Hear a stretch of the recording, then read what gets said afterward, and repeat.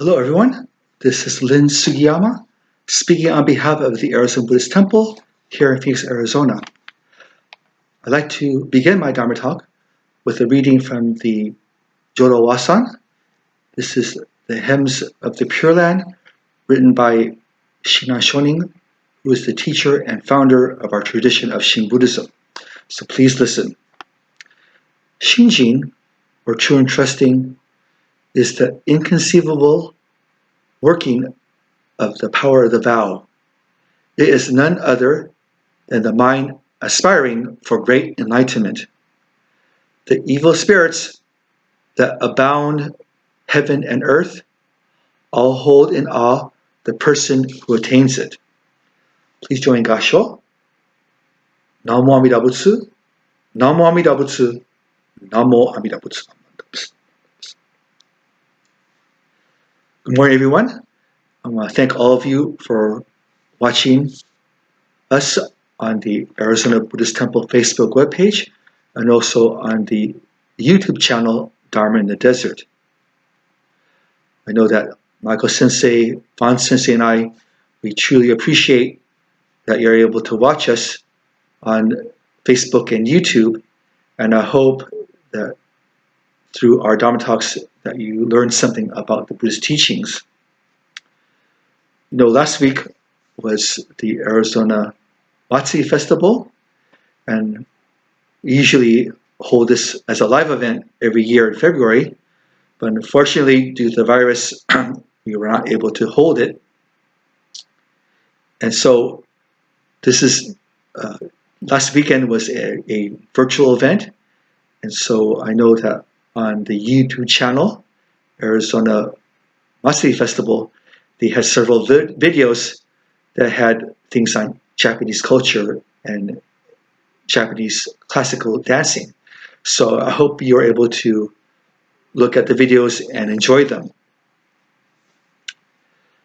You know, the other day I received an email from a student at one of the colleges here in Phoenix, and she was doing a paper on Buddhism. And so she had emailed the temple and had asked if she could ask some questions about the Buddhist teachings. And so I responded to her and asked her to go ahead and send me the questions that she had, and that I would be able to answer them as best as I could. And so she emailed me her questions, and one of the questions that she asked is, how does shame play a role in Buddhism? How does shame play a role in Buddhism? And so when I read this, I thought it was a very interesting question. And so I had to do some research on it. But I came to understand that to understand shame is to realize what you did was wrong, and that you feel bad because you deceived or hurt the people that you love. And so when I think about shame, I think all of us have done something in our lives that we feel ashamed of. So it's nothing new. In Shin Buddhism, we talk about the benefits of a life of Shinjin. We talk about the benefits of a life of true and trusting. So what does this mean for us? So from what I learned is that through shame, we can benefit and live a life of true and trusting with the help of Amida Buddha.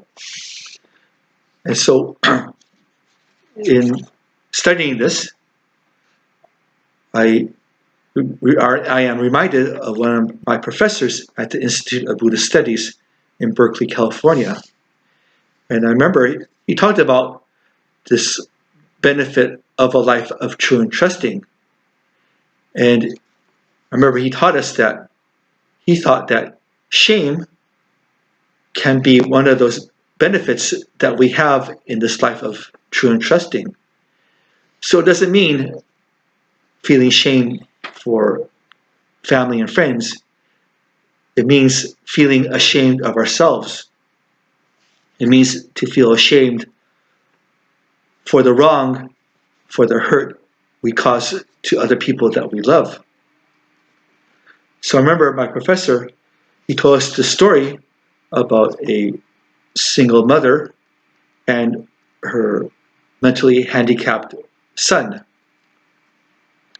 And so with this son, she spent many years raising him and helping him and providing for him as he from a child into an adult. And so she did things for him every day. But as a single mother, she had to provide for him in order to keep the household. And so in the morning, she would take care of her son and then bring him to the daycare center. And then she would be going to work and then earn money for the family. Then after work, she would go back to the daycare center to pick up her son. And in going home, she would provide dinner and to help her son with the needs that he had. But then at the age of 25, the son became very ill, and unfortunately, he passed away. So after his passing, the mother, she felt this great sense of relief that she was finally unburdened for taking care of her child. But as soon as she felt this relief, she felt this great sense of shame, this great sense of guilt, because she felt this relief from the death of her son. And so, in talking to her counselors and to her friends, they told her that it was okay to feel this relief. It's okay to feel this shame. And perhaps it's from the death of her son that her son was trying to say, "Thank you, Mother, for always taking care of me. Thank you very much for always loving me. And I apologize for being a burden to you in my life, but I love you and thank you for all that you've done for me." So I think when I think about myself, I remember my mother who passed away several years ago. So towards the end of her life, she had cancer and she also had dementia. And so she had these two things working against her. And then towards the end of her life, she had to go to hospice care to be cared for by nurses. So up until that time, it was my two sisters and I helping her all the time. So at some parts of the day, I was able to help my mother, take her to the doctor, get medicine for her.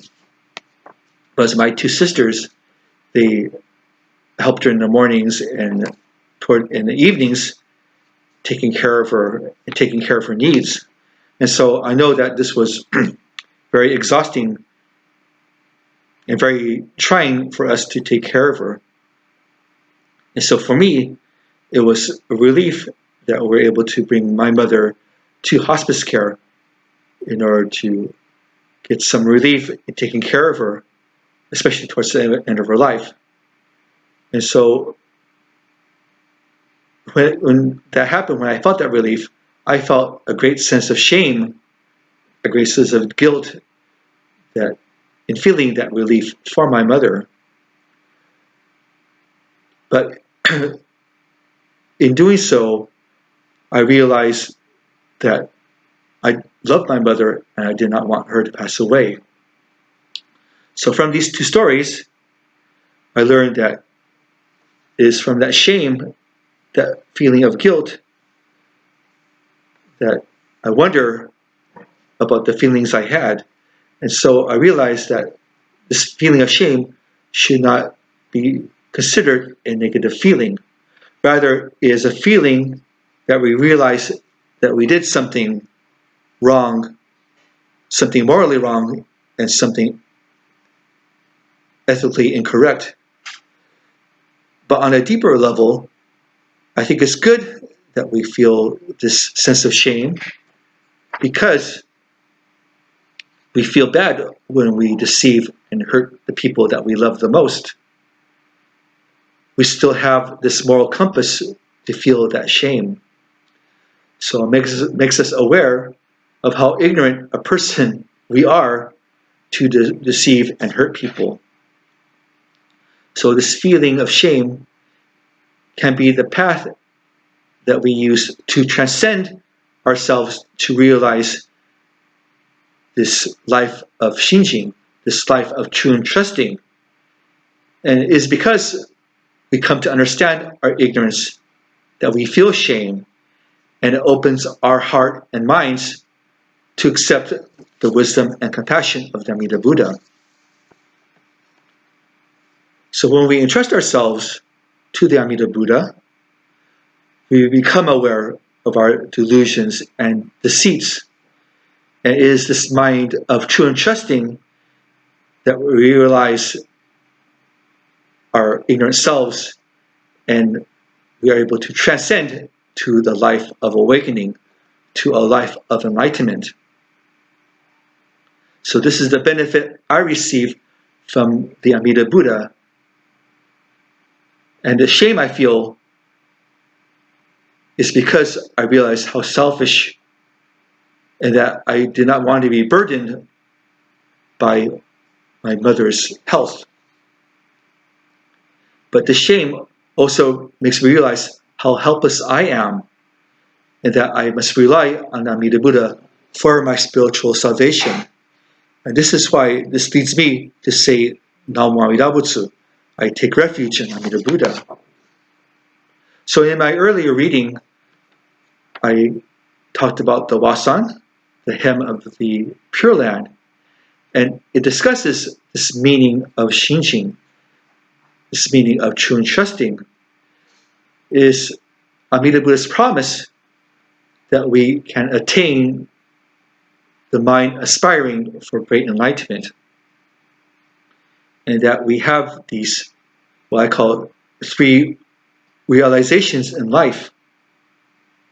That I realize that I feel joy when that I am accepted as I am by the Amida Buddha.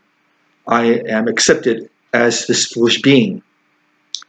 And the second, that I realize that I am awakening to Amida Buddha's wisdom and compassion through the shame I feel.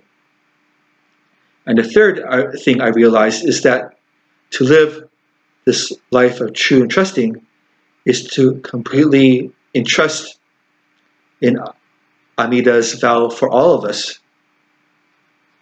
So in realizing this, I think that we can become better people in trying to understand the hurt and deceit we give to others.